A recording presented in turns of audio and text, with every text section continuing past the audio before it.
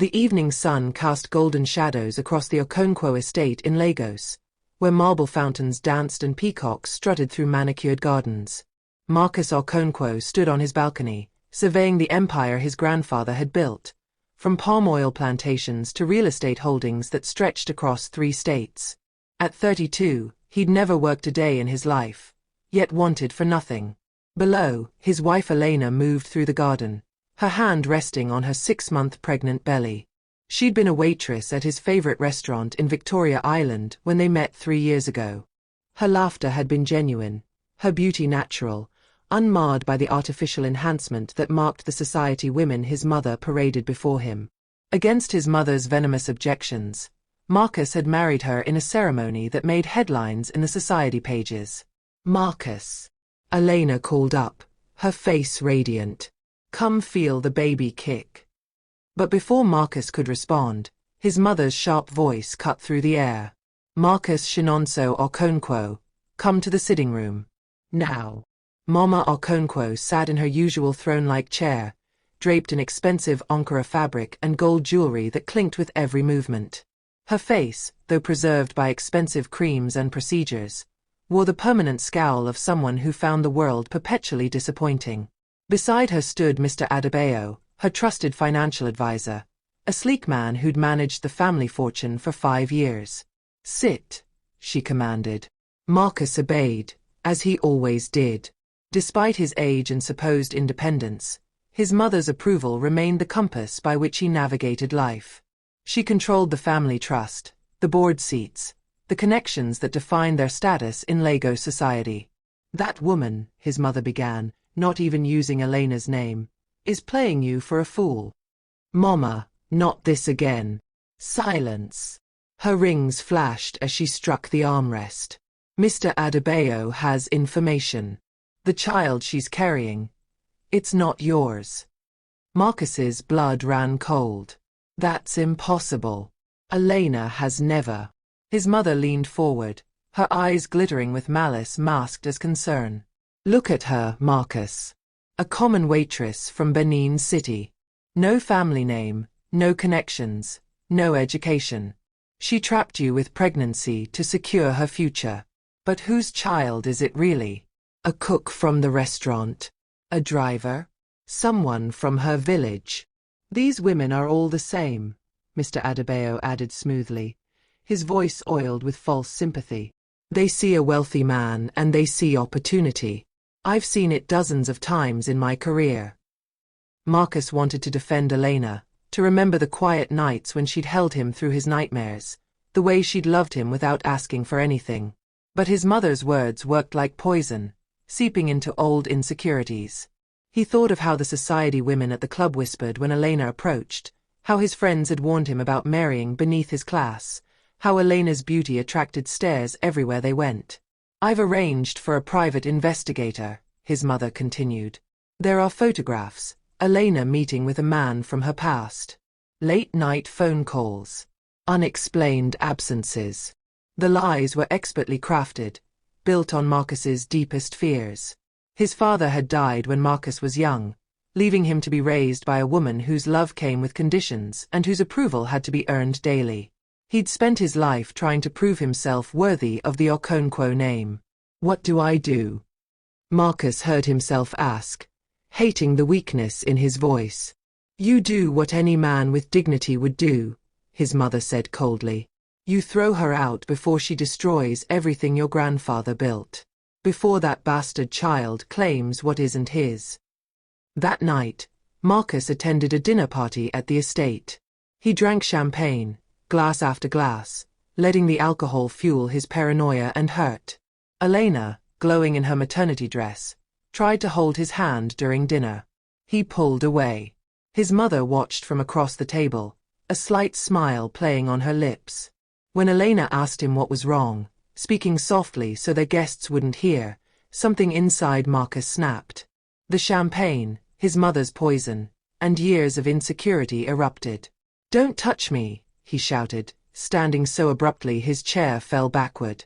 The dinner table went silent. 20 guests froze, forks halfway to mouths. Inayah's face paled. "Marcus, what?" I know the truth, he screamed. That child you're carrying, it's not mine. You trapped me, you used me, and I was fool enough to believe you actually loved me. Marcus, please.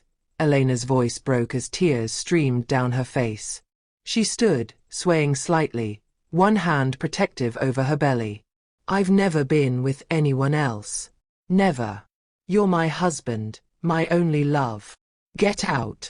Marcus grabbed her arm, his fingers digging cruelly into her flesh. Get out of my house. You and that bastard child. Mr. Marcus, please. One of the guests tried to intervene. Perhaps you should. This is my home. Marcus roared. She's the liar, the cheat. He dragged Elena through the house as she sobbed, begging him to listen, to believe her. The guests followed in shock, some women crying, men uncomfortable but silent. His mother remained seated, sipping her wine with satisfaction. Marcus threw Elena's suitcase down the marble steps leading to the driveway. Clothes spilled across the white stone. You have until morning to leave. I don't want to see your face again. Elena stood in the rain that had just begun to fall, her maternity dress clinging to her body, her hand still protectively cradling her unborn son. She pulled out her phone with trembling hands and showed Marcus their wedding photos, her medical records, anything to prove her faithfulness. Look at me, she begged, rain and tears mixing on her face. Look in my eyes. You know me, Marcus. You know I love you. Please, just look at me. But Marcus had already turned away, slamming the heavy mahogany door behind him. The sound echoed like a final judgment through the estate. Elena stood there for nearly an hour in the rain, hoping he would come back, that this nightmare would end. Finally, with nowhere else to go and only 300 naira in her purse, she picked up what clothes she could carry and walked down the long driveway. Behind her, watching from the upstairs window, his mother stood beside Mr. Adebayo, her hand resting intimately on his arm. They smiled. Elena walked through the rain-soaked streets of Victoria Island, her small suitcase growing heavier with each step. The security guards at the estate gates had watched her leave with pity in their eyes, but none had dared interfere with the master's decision. This was Lagos. Wealth created walls that the powerless couldn't breach. By morning, she'd made it to a small hotel in Surulere, spending half her money on a single night's room. She lay on the hard mattress, feeling her son kick inside her, and wept until no more tears would come. Her phone buzzed constantly, calls from concerned dinner guests, but she couldn't bear to answer. What would she tell them? That she'd been cast out like garbage? That her husband had believed the worst of her without even a question? There was only one call she answered. Her friend Janet, a fellow waitress from the restaurant, had heard about the incident through the Lagos gossip network that moved faster than broadband internet. Elena. My God, what happened?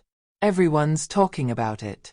They're saying Marcus went mad at dinner, that he accused you of.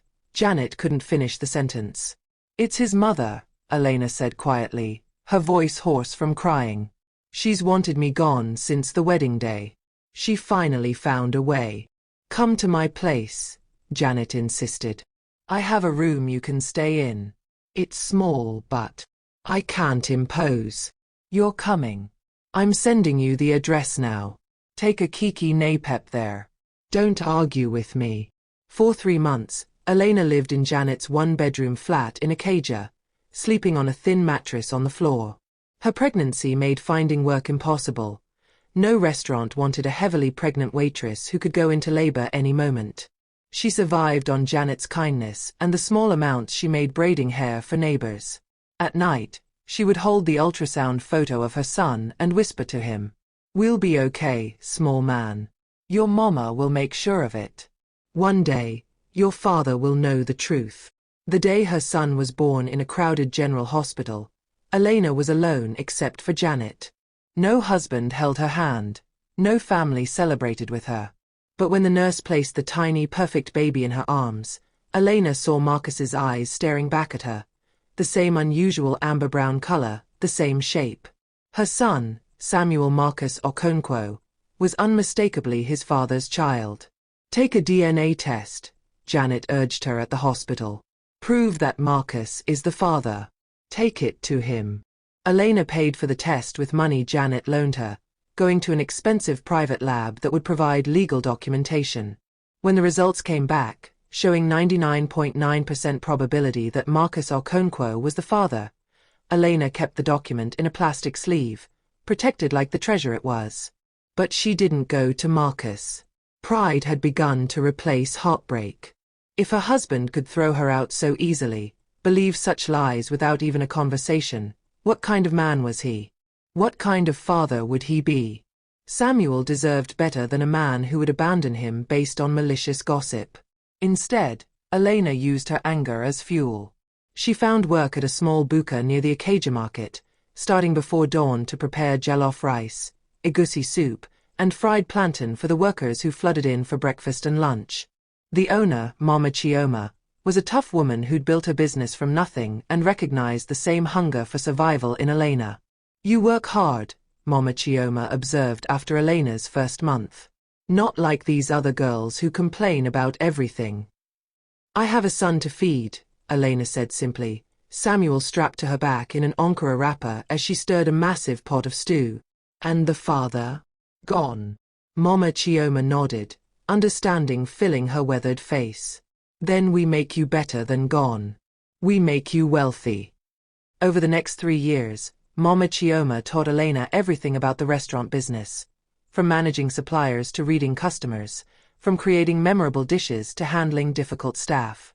Elena soaked up every lesson like the dry harmattan earth-drinking rain. She saved every naira she could, living on almost nothing, wearing the same 3 outfits, walking instead of taking transport. Samuel grew into a bright, curious boy who played with other children in the neighborhood while his mother worked. When he was old enough to ask, "Where's my daddy?" Elena would show him Marcus's photo. "Your daddy is lost right now," she would tell him. "But he's a good man underneath everything. He's just confused." She refused to poison her son against his father, though she had every right to. By Samuel's 3rd birthday, Elena had saved enough to partner with Mama Chioma in opening a second location. The restaurant, Elena's Kitchen, became known for serving the best home-cooked Nigerian food in the area. Not fancy Lagos continental hotel food, but the kind of meals that reminded people of their mothers and villages. One evening, a businessman came to the restaurant and was so impressed he asked Elena to cater his company's events. Then another. And another. Within months, Elena's Kitchen was the preferred caterer for corporate events across Lagos. She hired staff, rented a larger space in Lekki Phase 1, and finally moved out of Janet's flat into a modest 2-bedroom apartment. She drove past the Okonkwo estate once, seeing it still grand and imposing behind its high walls. She felt nothing, no anger, no longing, just a quiet acknowledgement of a past life that felt like someone else's memory. "Mama, why are you sad?" Samuel asked from his car seat, even though Elena hadn't realized sadness had crossed her face. "Not sad, baby. Just remembering." "Remembering what?" "How strong your mama is," Elena said, meaning it. "And how strong you're going to be." She'd kept the DNA test and Marcus's name on Samuel's birth certificate, not out of hope for reconciliation, but because it was the truth. Samuel deserved to know his father, even if his father had abandoned them. But Elena never imagined she'd see Marcus Okonkwo again. In her mind, he existed in that grand estate, living his privileged life, perhaps married to some society woman his mother approved of, never thinking of the wife and son he'd thrown away. She couldn't have been more wrong. While Elena's star rose, built on her sweat and tears and determination, Marcus's world was about to collapse. And the woman who'd poisoned him against Elena was sharpening her knife for the final betrayal. While Elena built her empire naira by naira, Marcus Okonkwo's world began to crack. It started small, missed payments from the estate accounts, delays in rent collection from their properties. Marcus, who'd never paid attention to business matters, assumed these were normal fluctuations. His mother and Mr. Adebayo assured him everything was fine. "Don't worry yourself," his mother would say, waving her jeweled hand dismissively. "Mr. Adebayo handles everything. That's what we pay him for." Marcus had spent the 3 years since Elena's departure exactly as he'd spent his entire life, attending parties, playing tennis at the club, traveling to Dubai and London for shopping. He'd dated several women his mother approved of, society girls with proper pedigrees and wealthy fathers. But none of them made him laugh the way Elena had. None of them looked at him with the same genuine affection. Sometimes, late at night after too much cognac, he would wonder about the child. Would have been 3 years old now. Boy or girl? Did it have Elena's smile? These thoughts he pushed away, drowning them in more alcohol and his mother's reassurances that he'd done the right thing. You saved yourself from a lifetime of scandal, she would remind him. Imagine if you'd claimed that bastard child. The shame it would have brought to the Okonkwo name. But then came the morning that changed everything. Marcus woke to find his bedroom door being pounded on by the estate manager, Mr. Daniel. Sir, you need to come down immediately. Downstairs, the sitting room was filled with men in dark suits, financial crime officials and police officers. They held warrants and bankers' boxes. Marcus Okonkwo? The lead investigator asked, though he clearly knew the answer. Yes, what's happening? We're here regarding massive financial fraud involving the Okonkwo family estate. Your mother, Mrs. Grace Okonkwo, and your financial advisor, Mr. Adebayo, have been under investigation for the past 6 months. The room spun. Investigation? For what? Embezzlement, money laundering, and fraud totaling over 2 billion naira. The investigators explained that Mr. Adebayo had been systematically draining the family accounts for 5 years, since shortly after Marcus's father died. Shell companies, false investments, properties sold and the money pocketed. And Marcus's mother hadn't been a victim. She'd been his partner, his lover, helping him move money while living off the theft. Where is my mother? Marcus demanded, his voice hollow. That's what we'd like to know. She and Mr. Adebayo disappeared 3 days ago. Their phones are off, passports flagged, but we believe they're already out of the country. Probably Ghana or Benin Republic by now. They showed Marcus bank statements, signatures he recognized, properties he thought his family still owned but had been sold years ago. His mother had forged his signature countless times. The financial advisor he'd trusted had stolen everything. And the woman who'd called him my son, while kissing his forehead, had been sleeping with the man robbing them blind. The estate itself has liens against it, the investigator continued. Multiple creditors are claiming debts. Unless you can prove these were fraudulent transactions and recover the money, which given your mother's flight suggests you can't, you're personally liable for millions in debts. Within weeks, the media descended. Lagos society, which had celebrated the Okonkwos for 3 generations, now devoured the scandal with glee. Billionaire's mother flees with lover after massive theft, the newspapers screamed. Okonkwo empire crumbles as heir left penniless. The club revoked Marcus's membership. His so-called friends stopped returning calls. The society women his mother had pushed him toward suddenly had other plans. Marcus learned what Elena must have felt, the cold rejection of a world that only valued him for his wealth. The estate was seized and auctioned. Marcus watched from the road as strangers walked through his childhood home, appraising everything from the furniture to the peacocks. The grand marble staircase where he'd thrown Elena's suitcase was photographed for the auction brochure. He moved into a small apartment in Yoba with the few personal items he'd been allowed to keep. No servants, no drivers, no chefs. For the first time in his life, Marcus had to cook his own food, wash his own clothes, navigate public transport. He was terrible at all of it. He found work as a sales representative for a small import company, earning in a month what he used to spend on a single dinner. His colleagues mocked him gently, Ogre Marcus, the former big man, but they also showed him kindness he'd never experienced in high society. One older colleague, Mr. Festus, took pity on him. My friend, life is a wheel. Sometimes you're on top, sometimes on the bottom. The trick is to remember both positions when you're in either one. I thought I'd learned that lesson, Marcus said bitterly. But I learned it too late. He thought often of Elena now. Where was she? How had she survived those first terrible months while pregnant and alone? Had the child even survived? The guilt ate at him like acid. He tried to find her, calling her old number disconnected, asking at the restaurant where she'd worked, long closed. But Lagos was a city of 20 million people and Inayah had vanished completely. 8 months after his fall, Marcus lost his sales job. The economy had worsened, the company downsized, and he lacked the skills and connections to find new work. His savings, laughable compared to his former wealth but precious now, dwindled to nothing. He sold his watch, his phone, his laptop.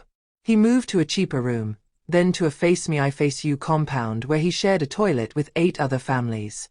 Pride, his companion his entire life, finally died somewhere in those cramped, humid rooms.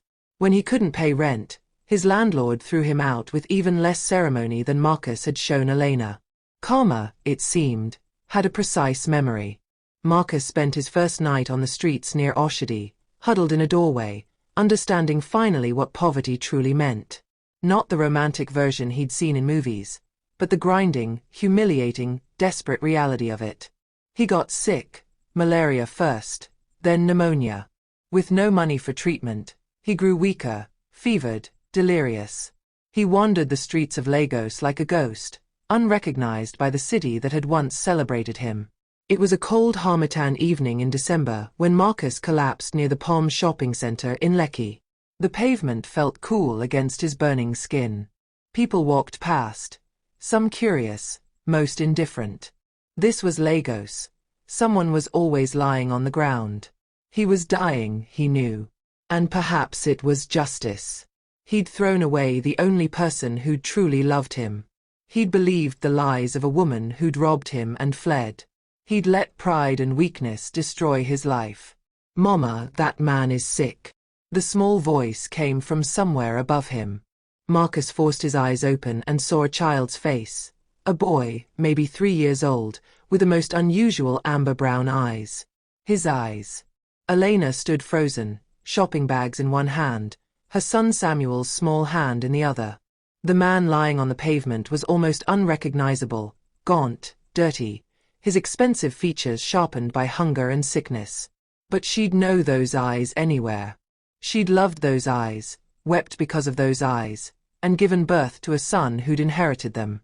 "Mama, he's very sick," Samuel said again, tugging her hand. At 3 years old, her son had already learned compassion, something his father had apparently forgotten long ago. Inayah's first instinct was to walk away, to let him lie there as he'd let her stand in the rain, pregnant and sobbing. Justice, some would call it. What goes around comes around. Lagos streets had their own way of teaching lessons. But as she watched Marcus struggle to breathe, one hand pressed weakly against his chest, she felt no satisfaction. Only a deep, tired sadness. "Stay right here," she told Samuel firmly, positioning him near the shopping center's security guard. "Don't move." She knelt beside Marcus, close enough to smell the sickness on him. His eyes fluttered open, struggling to focus. For a moment, recognition flickered across his face, followed by shame so profound he tried to turn away. "Inayah," he whispered, the word barely audible. "Don't talk," she said curtly, already pulling out her phone. Not to call him an ambulance out of kindness, but because even after everything, she couldn't let Samuel watch a man die on the street. Even if that man was his father. Within 30 minutes, she'd gotten Marcus into her car, her modest Toyota that she'd bought with her own hard-earned money, and driven him to a private clinic in Victoria Island. Not the expensive hospital where Samuel had been born, but a decent one where her business partner's husband worked as a doctor. Dr. Emeka examined Marcus while Inayah waited outside with Samuel. "Mama, who is that man?" Samuel asked, his curious eyes studying her face. "Someone I used to know, baby." "Is he bad?" The question made Inayah pause. Was Marcus bad? Or just weak? There was a difference, she'd learned. Bad people enjoyed cruelty. Weak people simply lacked the strength to resist it. "He's sick and confused," she finally answered. "And right now, he needs help." Dr. Emeka emerged an hour later. Severe malaria, pneumonia, malnutrition, dehydration. Another day or two and... He made a meaningful gesture. You found him just in time. He'll need to stay here at least a week for 4 antibiotics and proper nutrition. And the cost? For you. 200,000 naira, covering everything. Elena didn't flinch. 3 years ago, that amount would have been impossible.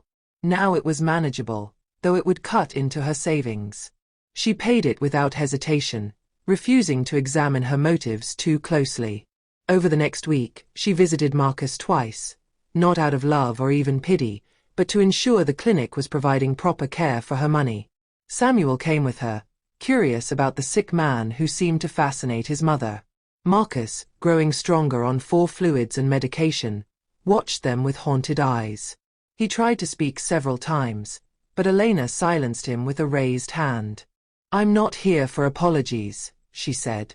I'm here because my son was watching, and I won't teach him that it's acceptable to leave people dying in the street. Nothing more. But on the 7th day, when Dr. Emeka declared Marcus well enough to be discharged, Elena finally let him speak. They sat in the hospital's small garden area while Samuel played nearby, building imaginary structures with leaves and stones. I know there's nothing I can say, Marcus began, his voice still weak but steady. I know sorry is meaningless for what I did. But Elena, I need you to know, my mother lied. About everything. There was no evidence, no proof, just her poison and my weakness. I know, Elena said simply. Marcus looked stunned. You know. I always knew. You think I couldn't figure out that your mother wanted me gone?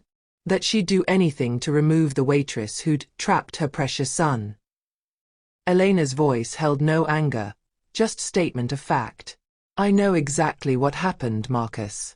The question is, why didn't you? The words hit him like physical blows. I was afraid, he admitted, shame flooding his features. Afraid of my mother's disapproval. Afraid of standing up to her. Afraid that maybe she was right, that I wasn't good enough to deserve real love. So I destroyed it instead. And our child? Elena asked quietly. What were you afraid of there? I never stopped thinking about the baby.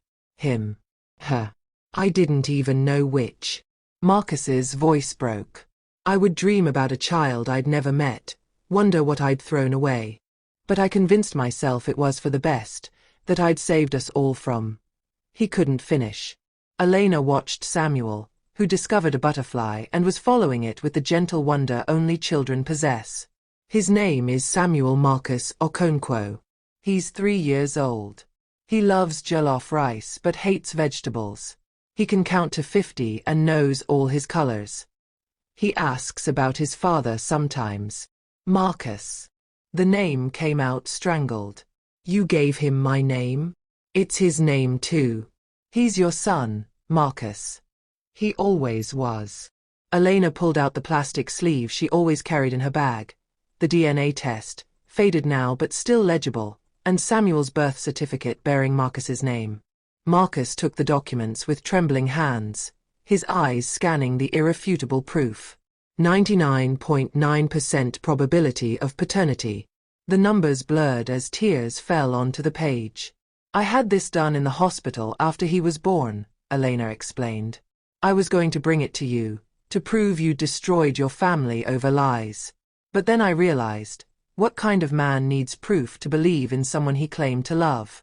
What kind of father abandons his child so easily? I don't deserve him, Marcus whispered. I don't deserve either of you. No, you don't, Elena agreed. But Samuel deserves to know his father. Not the weak man who threw us away, but the man you could have been. The man you might still become. She stood, preparing to leave.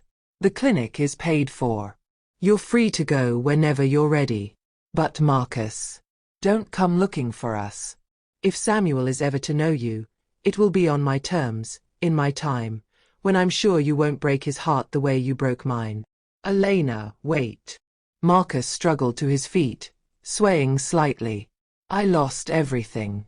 My mother embezzled it all with her lover, the financial advisor I trusted. She fled the country. The estate is gone, the money is gone, everything. I have nothing left to give you or Samuel except. I don't want your money, Elena cut him off coldly. I never did. That was your mother's lie, remember? The waitress who trapped you. I wanted you, Marcus. Your love, your trust, your partnership. The money meant nothing to me. She gestured to her modest clothing, her simple car visible through the garden fence. I built my own success. From nothing. While you were living in your mansion, I was serving food in a buka with Samuel strapped to my back. Now I own 3 restaurants and a catering company. I did that. Not through any man's money, but through my own sweat and tears. Marcus stared at her, this woman he'd underestimated, dismissed, thrown away like garbage. She'd become everything his mother had claimed she wasn't. Strong. Successful. Dignified. While he'd revealed himself to be everything his mother had denied. Weak, entitled, unworthy. What do I do now? He asked, the question of a broken man. Elena's expression softened slightly. You survive, Marcus. Like I did. You find work. You build yourself back up. You become someone your son could respect. And maybe if you succeed, I'll let him meet you. Maybe. She called Samuel over. The boy ran to her, grabbing her hand, casting one curious glance back at Marcus. Say goodbye to Mr. Marcus, Elena instructed.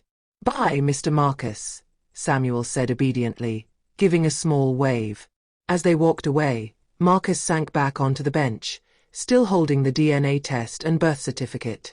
The son he'd denied, who wore his name and his eyes, had just walked out of his life again. But this time, Marcus understood exactly what he was losing. And this time, Elena had been the one to walk away with her head held high. 6 months passed. Marcus took Elena's words and turned them into a blueprint for rebuilding his life. He found work as a clerk in a small accounting firm in Ikeja, earning barely enough to rent a single room.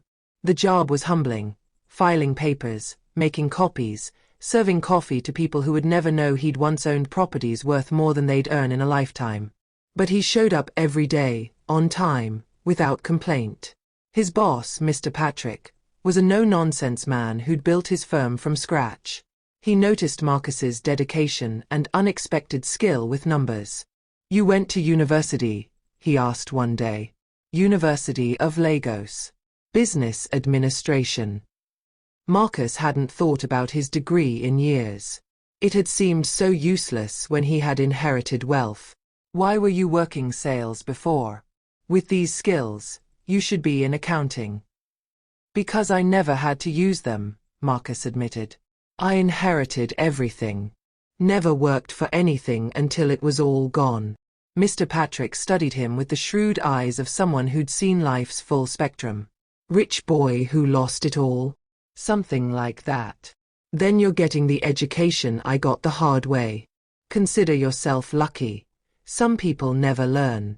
Marcus threw himself into learning everything Mr. Patrick would teach him. Bookkeeping, tax preparation, financial planning. The very skills that could have saved him from Mr. Adebayo's theft, he now absorbed with desperate hunger. At night, in his tiny room, he would hold Samuel's birth certificate and imagine the life he'd missed. First steps. First words. First everything. Gone because of his weakness. He saw Elena once, accidentally, at the market in Ikeja. She was there with Samuel, buying vegetables for her restaurant. Marcus watched from a distance, seeing how Samuel laughed at something his mother said, how Elena ruffled his hair with easy affection. The boy was growing so fast, tall for his age, with Marcus's features becoming more pronounced. Marcus didn't approach. He'd promised to stay away until he was worthy. But Elena had seen him.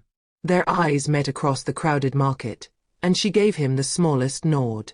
Not forgiveness. Not invitation. Just acknowledgement. He was still breathing, still trying. That was enough for now. 1 year after his collapse on the street, Marcus received an unexpected call.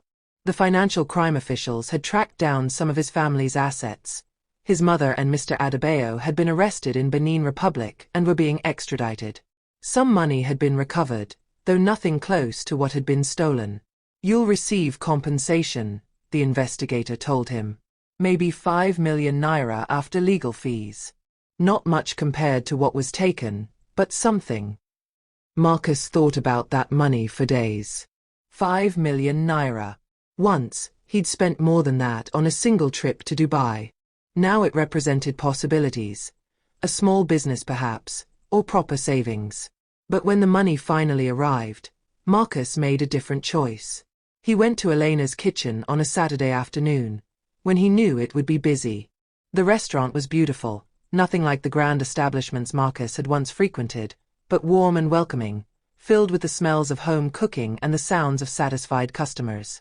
Elena was there, overseeing the kitchen, wearing an apron embroidered with her restaurant's logo. She looked up when Marcus entered, surprise flickering across her face. "I need 5 minutes," Marcus said quietly. "Please."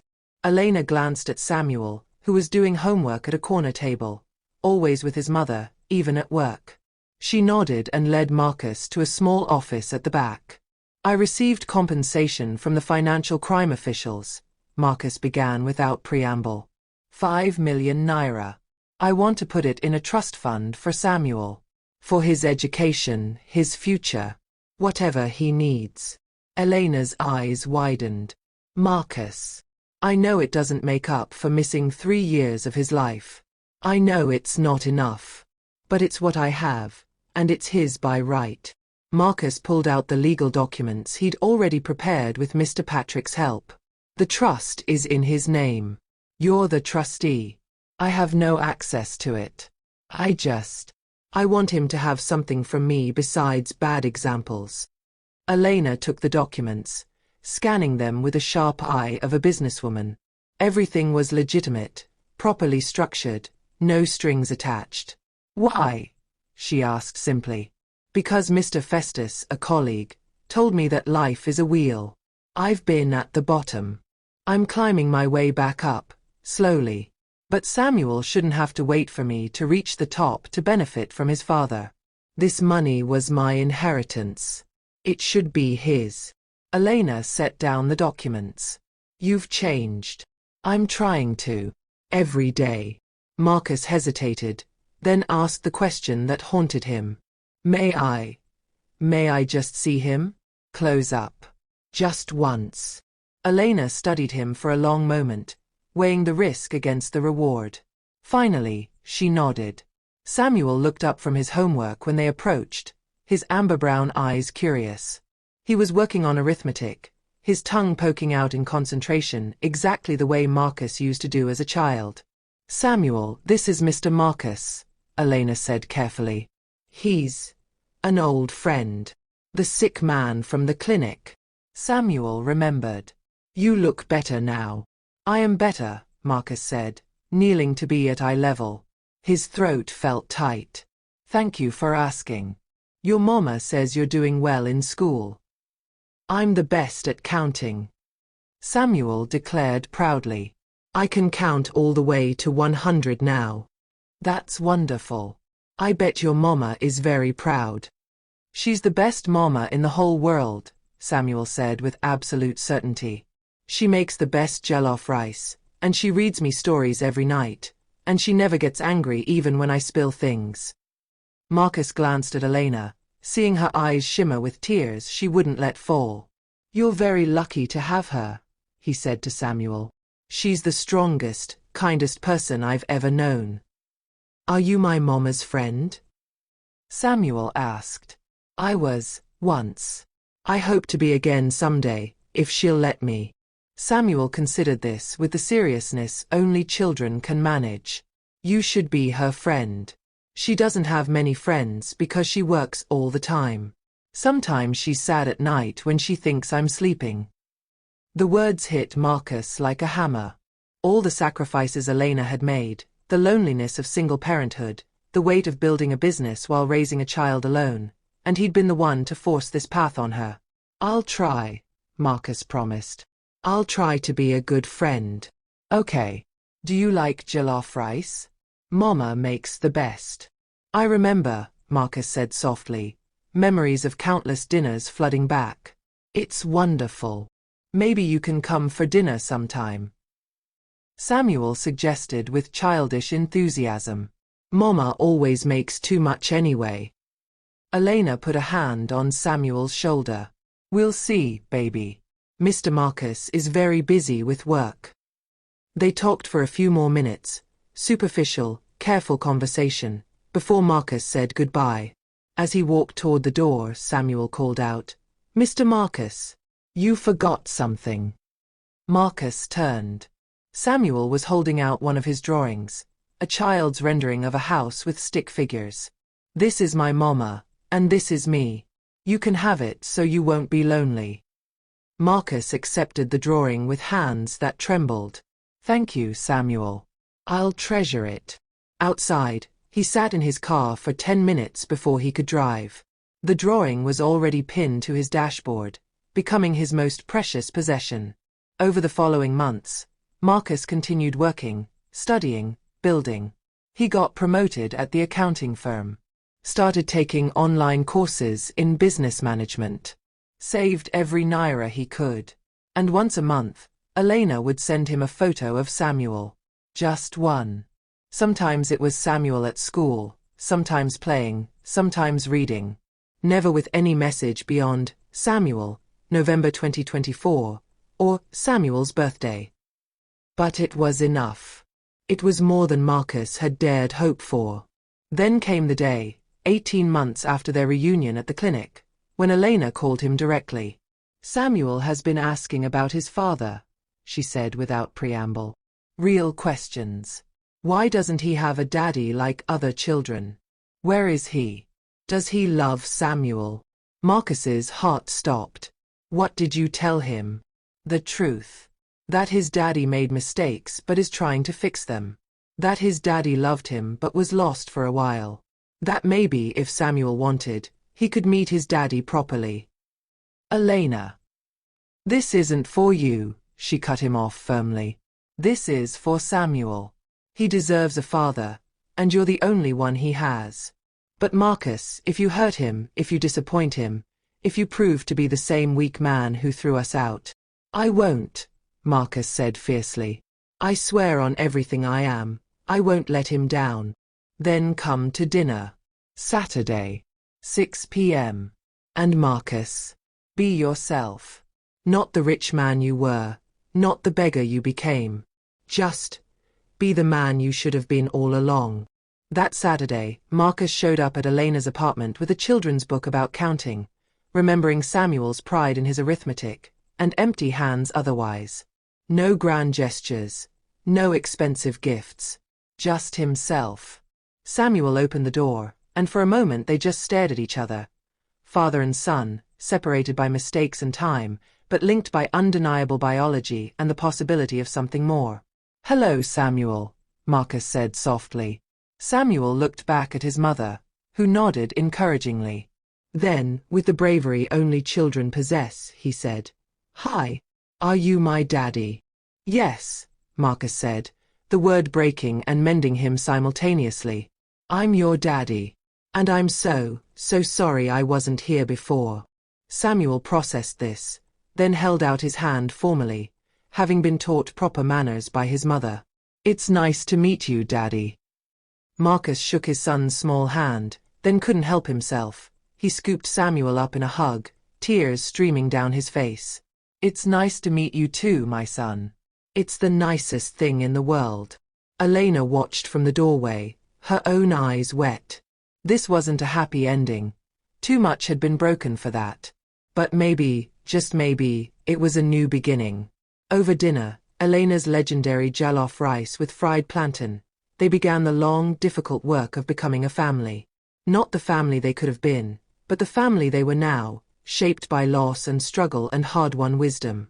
Samuel, with the flexibility of childhood, accepted his father with open arms. He showed Marcus his drawings, his counting skills, his collection of bottle caps he was saving for a project. Marcus absorbed every detail like water in drought. "I'll understand if you never forgive me," Marcus said to Inayah late that night, after Samuel had fallen asleep on the couch between them. "What I did was unforgivable." "You're right," Inayah agreed. "It was unforgivable. I'll never forget how it felt to stand in that rain, pregnant and abandoned. I'll never forget the fear, the poverty, the nights I cried myself to sleep wondering how I'd feed our son." "Then why?" Marcus asked. "Why give me another chance?" Inayah looked at Samuel's sleeping face, so peaceful and innocent. "Because hate is exhausting. Because vengeance is empty. And because Samuel deserves a father who's learned humility, who understands suffering, who knows the value of things beyond money." She turned to Marcus, her expression serious. "The man who threw me out? That man, I could never forgive. But the man sitting here now, who's worked hard, changed himself, proven he can be humble? That man deserves a chance. I won't waste it," Marcus promised. "I know," Inayah said simply. "Because if you do, I won't rescue you again." They sat in comfortable silence, watching their son sleep, three people bound by blood and mistakes and the hardest kind of love, the kind that survives being tested by fire. Marcus had learned the silver spoon's true price. Inherited wealth, unchallenged privilege, his mother's approval, all of it was worthless compared to what he'd thrown away. But poverty had taught him what his mansion never could. That value isn't measured in naira or properties. That strength comes from survival. That love, real love, doesn't abandon you when times get hard. He'd lost an empire and gained a son. It was the best trade he'd ever made. Wait, did Marcus finally become the man he should have been? Did you see how Inayah gave him one last chance, but on her terms? If this story touched your heart, smash that like button and subscribe to Folktales by Inayah. Drop a comment. Could you forgive like Inayah did? Or was Marcus too broken to deserve redemption? This story proves that sometimes you have to lose everything to find what really matters. Share this with someone who needs to hear it. Hit that notification bell for more powerful folktales that will change how you see the world. Thank you for watching Folktales by Inayah.